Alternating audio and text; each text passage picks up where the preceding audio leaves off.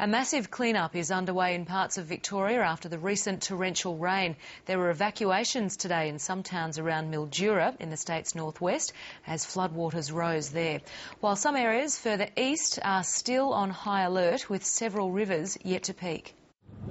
This is what happens when you get a year's worth of rain in less than 2 days. Have a look at the place. It's unbelievable. SES workers spent the morning evacuating around 80 homes at Irimple, just south of Mildura.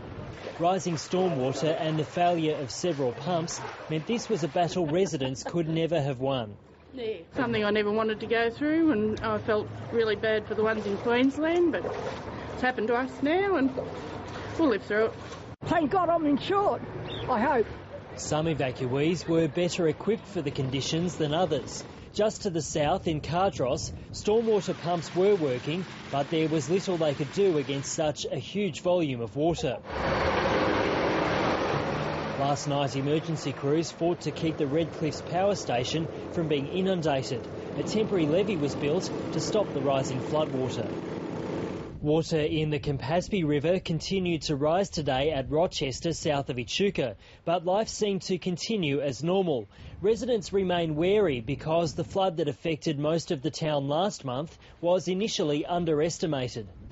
Hopefully it won't peak up like it did last time, and that'll relieve a few people because there's a lot of heartache around town, a lot of damage. It's fair to say the January flood was higher than was predicted, and there's always that risk when we're doing a prediction for our flood events, and I understand their frustration. The water isn't expected to affect homes in the town when it peaks this evening, but Rochester's caravan park is being inundated for the third time since November.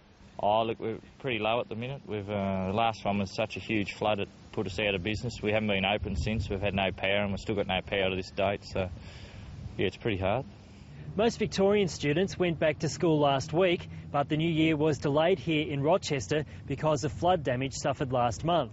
The primary school says the new term will start tomorrow as scheduled, despite the latest flood threat. Late this afternoon, the town of Skipton, southwest of Ballarat, was preparing for more flooding. It's expected the Mount Emu Creek will again be an unwelcome visitor to low-lying homes and shops. Peter Lenaghan, ABC News.